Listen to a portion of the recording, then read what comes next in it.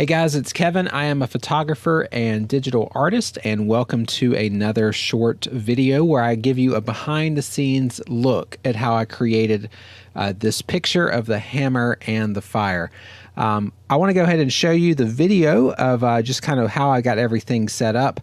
And so here's just a quick little short video my wife took while my daughter was watching it. You can see I've got this board right here where I've got a nail hammered in just a little bit, and I'm taking one of these sparklers that I got from the Dollar Tree, and I'm just trying to fasten it onto the wood right here, just using some Gorilla Tape, just holding it in place. My goal here is to get this sparkler right on top of this head of the nail. And then that way, when I'm pushing the hammer down onto it, you're going to have the sparklers reacting with the head of the nail and also the head of the hammer. You see the blue light at the top left there? That's the light that I'm using, trying to just add a little bit of fill light on top of the hammer. And what that's going to do is going to help just add a little bit of cool tones that are going to complement the warm tones of the sparkler. So I finally got the sparkler set up. I put it essentially right on top of the head of the nail. You can see there, it's actually touching the head of the nail. And then the hammer is going to go right on top of that after I light it. And so it takes just a couple seconds to light it. I'm going to get my hammer ready, and I've got a little remote shutter over here. So I'm clicking the camera on as the hammer is on top of the nail and the sparkler. I did this a few times. I went through a small pack of sparklers because really I can only do it at the very beginning when the sparklers are on top of the nail and not when it gets lower down to the ground. After I took all of these videos, I brought these into Lightroom and just kind of looked through them. And you can see all different types of angles that I took and tried to take pictures of the sparklers as it's doing different things.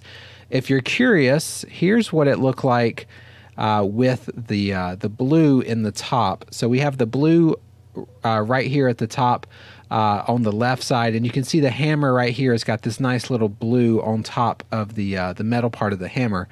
But when I turn the blue part off, then we don't get that fill light, and it still looks like a cool shot, but we don't have that fill light on top of the hammer here.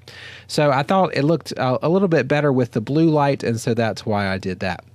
All right, after I finally picked out my favorite picture here, I essentially just brought it into Photoshop. So let me go ahead and bring this one in. And I didn't really have to do much at all. I mean, it was pretty much a done deal. I did crop it just a little bit so I could have just a tighter crop. So I did crop it. So that's one thing that I did. And then I zoomed in. And if you zoom in really far, you can actually see the tip of that sparkler that's on top of the nail. And so all I did to get rid of that was just grab this white color, this pure white color, and I just kind of painted over it. Grab some of these yellows up here, and now it's gone. That's really all I did. I did not want to see the sparkler tip there, and so I just got rid of that. And that's really all I did for Photoshop. I did add a little bit of sharpening to it. The best way I like to sharpen is to make a copy of your image at the very top and then go to Filter, Other, High Pass, and then I like to do it around 2 to 3 pixels. So we'll do right at 2.5 for this one. And then you can change your blend mode to either overlay, or you can do something really strong like linear light. And you can play around with those and get some nice little sharpening effects.